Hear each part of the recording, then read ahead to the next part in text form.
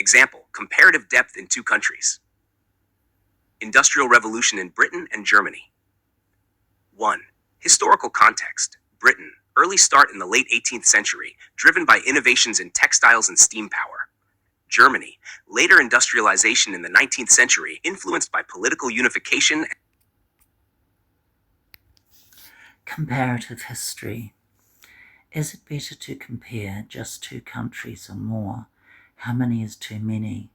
In comparative history, the number of countries compared depends on the research question and the depth of analysis desired. Here are some considerations for both approaches. Comparing just two countries' advantages. Depth of analysis allows for a more detailed and nuanced examination of each country. Manageability, easier to manage and synthesize information. Clarity, clearer and more straightforward comparisons and contrasts. Disadvantages, limited scope, may not capture broader trends or patterns. Specificity, finds might be too specific to the chosen countries and less generalizable. Comparing more than two countries, advantages, broader scope, can identify wider trends and patterns across different contexts. Generalizability, findings may be more broadly applicable. Diversity allows for the inclusion of a variety of experiences and perspectives. Oh, I'm tired. I need a drink. In comparative history, the number of countries compared depends on the research question and the depth of analysis desired. Here are some considerations for both approaches. Comparing just two countries. Advantages. Depth of analysis allows for a more detailed and nuanced examination of each country. Manageability. Easier to manage and synthesize information. Clarity. Clearer and more straightforward comparisons and contrasts. Disadvantages, limited scope, may not capture broader trends or patterns. Specificity, findings might be too specific to the two chosen countries and less generalizable. Comparing more than two countries. Advantages, broader scope, can identify wider trends and patterns across different contexts. Generalizability, findings may be more broadly applicable. Diversity, allows for the inclusion of a variety of experiences and perspectives. Disadvantages. Complexity. Increases the complexity of analysis and synthesis. Surface level analysis. Risk of more superficial comparisons due to the breadth of information. Manageability. More difficult to manage large amounts of data and draw coherent conclusions. How many is too many? There is no strict rule, but here are some guidelines. Research question. The number of countries should align with the research question and objectives. If the goal is to identify broad patterns, more countries might be appropriate. If the goal is to understand specific mechanisms or processes, fewer countries might be better. Depth versus breadth. Balance the need for depth of analysis with the desire for breadth. Generally, comparing more than 5 to 7 countries can become unwieldy and may dilute the analysis. Resources and time. Consider the resources, time, and expertise available. Comprehensive comparative studies require significant effort and data collection. In conclusion, the decision on how many countries to compare should be guided by the specific research goals, the level of detail desired, and practical considerations. Comparing two countries can provide deep insights, while comparing more can offer broader perspectives, but the complexity and manageability of the study should always be taken into account. Depth of analysis. Depth of analysis refers to the thoroughness and detail with which a subject is examined. In comparative history, this means delving deeply into the context, events, structures, and outcomes of the countries being studied. Here are key aspects to consider for achieving depth of analysis. Key aspects of depth of analysis. 1. Historical context. Political systems. Understand the political systems and their evolution in each country. Economic conditions. Analyze economic structures, development and changes over time. Social structures. Examine social hierarchies, class dynamics, and demographic changes. Cultural factors, explore cultural values, norms and practices and their influence on historical events. 2. Detailed case studies, events and turning points. Focus on significant events and turning points and their impacts. Key figures, study the roles and contributions of important historical figures. Policies and reforms.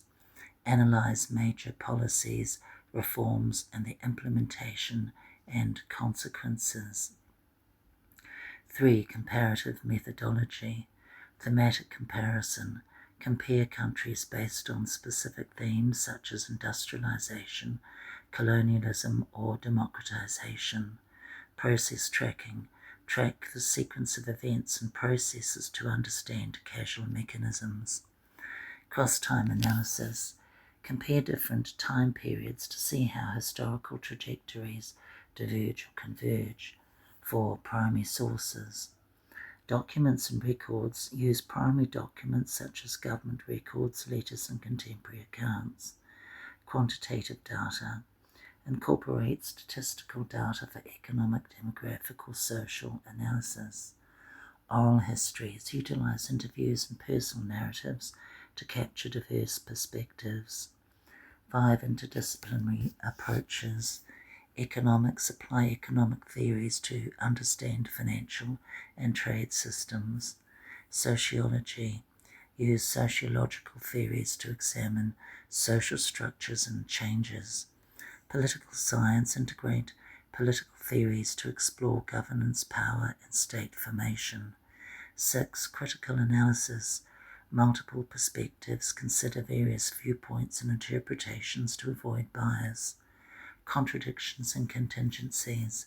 Identify and analyze contradictions, contingencies, and alternative outcomes. Causality and correlation. Distinguish between causality and correlation to understand relationships between events and process something.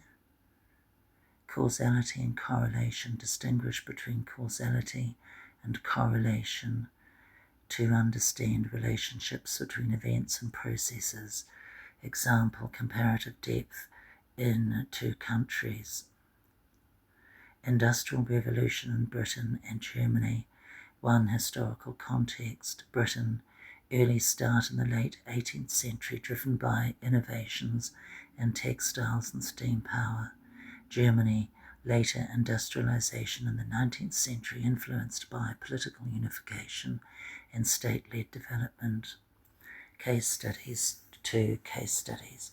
Britain, detailed study of the textile industry, coal mining and the role of entrepreneurs. Germany, examination of the steel and chemical industries and the role of state policies and industrialists.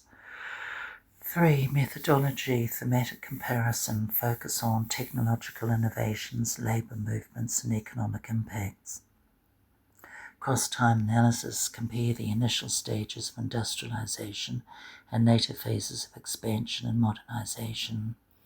4. Primary sources. Britain, factory records, parliamentary reports, contemporary accounts from workers and owners.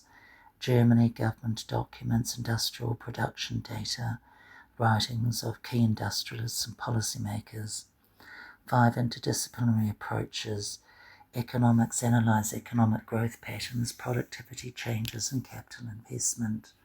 Sociology. Study the impact on urbanisation, family structures and class relations. Political science. Explore the influence of political stability, state intervention and policies. 6. Critical analysis. Multiple perspectives. Compare narratives from different social classes, regions and ideologies. Contradictions. Investigate contradictions between rapid economic growth and social tensions. Causality. Examine how technological innovations caused shifts in labour markets and economic structures. By focusing on these aspects, researchers can achieve a deep and nuanced analysis that provides a comprehensive understanding of the historical phenomena in question. Oops. Manageability in comparative historical analysis refers to the ability to effectively organize, analyze, and present the data and findings in a coherent and structured manner. Here are some strategies to maintain manageability. Strategies for maintainability. 1. Clear research questions. Focused scope. Define clear and focused research questions that guide the comparison. Specific objectives. Set specific objectives for what you aim to achieve with the comparison. 2. Selection of cases. Relevance. Choose countries that are relevant to your research questions and offer valuable insights. Comparability. Ensure the selected countries have enough commonalities to make the comparison meaningful. 3. Data collection. Systematic approach. Use a systematic approach to gather data, ensuring consistency and reliability. Source evaluation. Critically evaluate sources for their credibility and relevance. 4. Organization of data. Thematic categories. Organize data into thematic categories for easier comparison. Chronological order. Arrange events and developments in chronological order to identify patterns over time. 5. Analytical framework. Conceptual models. Use conceptual models or theories to frame the analysis and guide interpretation. Comparative metrics. Develop comparative metrics or criteria to systematically assess similarities and differences. 6. Documentation. Detailed notes. Keep detailed notes and records of sources, data, and analysis processes. Bibliography management. Use reference management tools to organize and cite sources accurately. 7. Data visualization. Charts and graphs. Use charts, graphs, and tables to visually present quantitative data. Timelines. Create timelines to illustrate chronological sequences and key events. 8. Incremental analysis. Step-by-step approach. Break down the analysis into manageable steps, focusing on one aspect at a time. Regular reviews. Regularly review and refine the analysis to ensure coherence and accuracy. 9. Collaboration and feedback. Peer review. Seek feedback from peers or mentors to refine the analysis and identify any gaps or biases. Interdisciplinary input. Collaborate with experts from different disciplines to enhance the depth and breadth of the analysis. Example: managing a comparative study of industrialization. Research question: how did the industrialization processes differ between Britain and Germany in the 19th century, and what were the social and economic impacts in each country? Case selection: Britain, early industrializer with a focus on textiles and steam power. Germany, later industrializer with a focus on steel and chemicals. Data collection: Britain, factory records, parliamentary reports, contemporary accounts. Germany, government documents, industrial production data, writings of key industrialists. Organization of data: thematic categories, technological innovations, labor movements, economic impacts. Chronological order: initial industrialization phase, expansion phase, modernization phase. Analytical framework: conceptual models. Use models of economic growth and technological diffusion. Comparative metrics: employment rates, production output, technological advancements. Data visualization: charts and graphs. Compare production output and employment rates over time. Timelines: highlight key events and technological innovations. Incremental analysis: step-by-step approach. Analyze technological innovations first, then labor movements, followed by economic impacts. Regular reviews: periodically review findings and adjust the analysis as needed. Collaboration and feedback: peer review. Present findings to peers for feedback. Interdisciplinary input: consult with economists, sociologists, and political scientists to enhance the analysis. By following these strategies, you can maintain manageability in your comparative historical analysis, ensuring that your research remains organized, coherent, and insightful. Clarity. Clarity in comparative historical analysis ensures that your findings and arguments, I don't want to read it.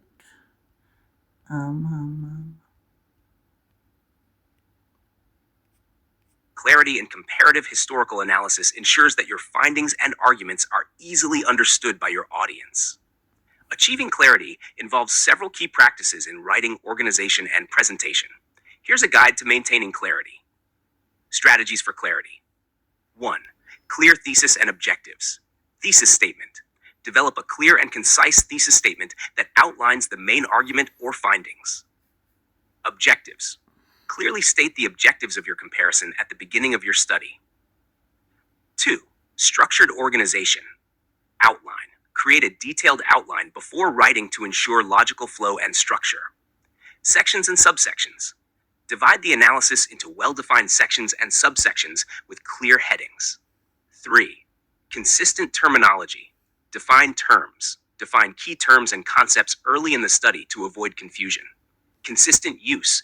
Use terms consistently throughout the analysis. 4. Logical flow.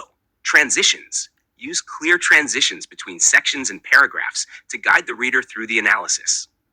Cause and effect. Clearly explain cause and effect relationships to make the analysis understandable. 5. Concise writing. Avoid jargon. Minimize the use of jargon and complex language. If technical terms are necessary, provide explanations. Simplicity. Aim for simplicity and brevity in writing, avoiding overly complex sentences. 6. Evidence and examples. Illustrative examples.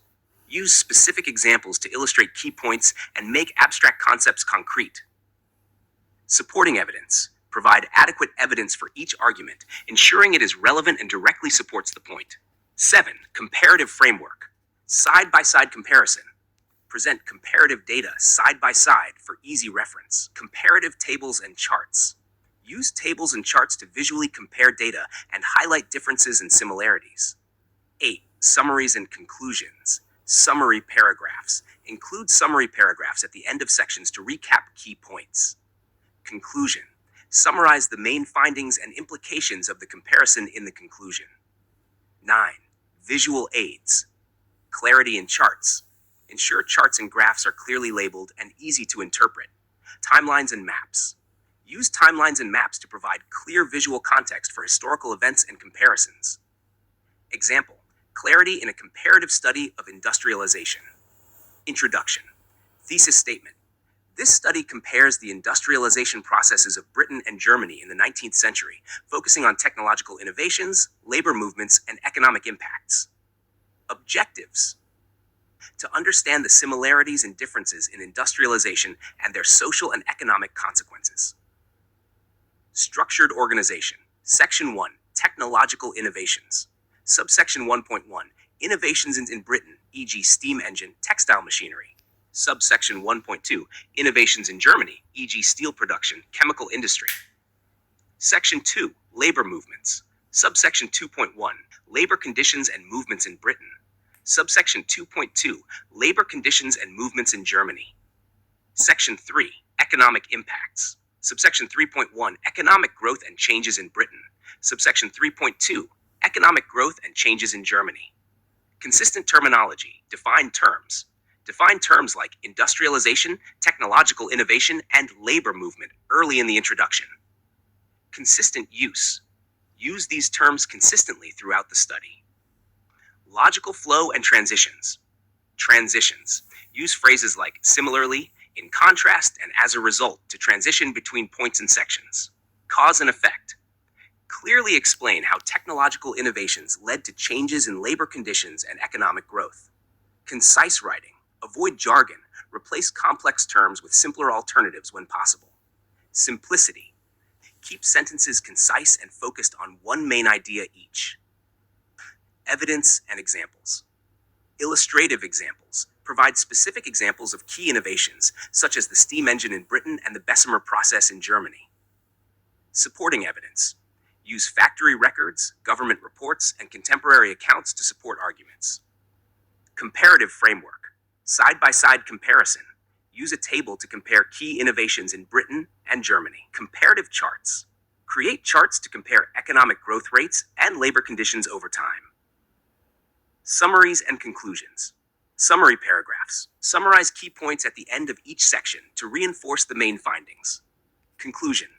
Recap the main similarities and differences and discuss the broader implications of the findings. Visual aids. Clarity in charts. Ensure all charts are labeled with clear titles, axes, and legends. Timelines and maps. Use a timeline to highlight key events in the industrialization process of both countries. By following these strategies, you can ensure that your comparative historical analysis is clear, coherent, and accessible to your readers.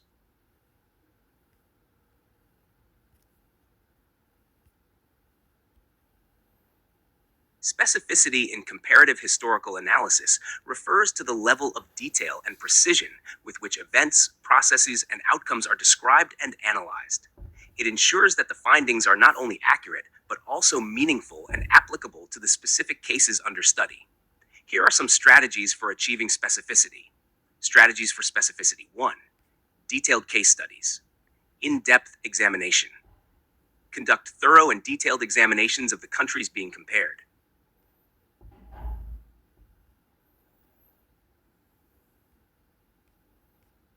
Specificity in comparative historical analysis refers to the level of detail and precision with which events, processes, and outcomes are described and analyzed. It ensures that the findings are not only accurate, but also meaningful and applicable to the specific cases under study. Here are some strategies for achieving specificity. Strategies for specificity. 1. Detailed case studies. In-depth examination. Conduct thorough and detailed examinations of the countries being compared. Focus on key aspects. Identify and focus on key aspects relevant to your research question. 2. Precise data. Quantitative data. Use precise and specific quantitative data, such as economic indicators, population statistics, and production figures. Qualitative data. Incorporate qualitative data, such as specific historical documents, personal narratives, and case-specific examples. 3. Contextual analysis. Historical context. Provide a detailed historical context for each country to understand the background and conditions under which events occurred. Cultural and social context. Explore the cultural and social contexts that influenced the events and outcomes. 4. Specific comparisons. Direct comparisons. Make direct comparisons between specific events, policies, or outcomes in each country. Contrasts and similarities. Clearly outline contrasts and similarities with specific examples. 5. Use of examples. Illustrative examples. Use specific examples to illustrate broader points and themes. Case-specific details. Include details that are unique to each country to highlight specificity. 6. Detailed descriptions. Events and processes. Provide detailed descriptions of key events and processes. Actors and actions. Identify and describe the actions of key actors and their impact on the events. 7. Analytical depth. Causal mechanisms. Explore the specific causal mechanisms that led to particular outcomes. Path dependencies. Analyze the specific historical paths and dependencies that shaped each country's trajectory. 8. Clear definitions. Terminology. Clearly define all terms and concepts to avoid ambiguity. Operational definitions. Provide operational definitions for key variables and metrics. Example. Specificity in a comparative study of industrialization. Research question. How did the industrialization processes differ between Britain and Germany in the 19th century? And what were the social and economic impacts in each country? Detailed case studies. Britain. Focus on the early development of the textile industry in Manchester and the role of steam engines in coal mining. Germany. Examine the development of the steel industry in the Ruhr Valley and the chemical industry in Baden. Precise data. Quantitative data. Use specific data such as the number of textile mills in Manchester, the output of coal mines, the production of steel in the Ruhr Valley, and the growth of the chemical industry.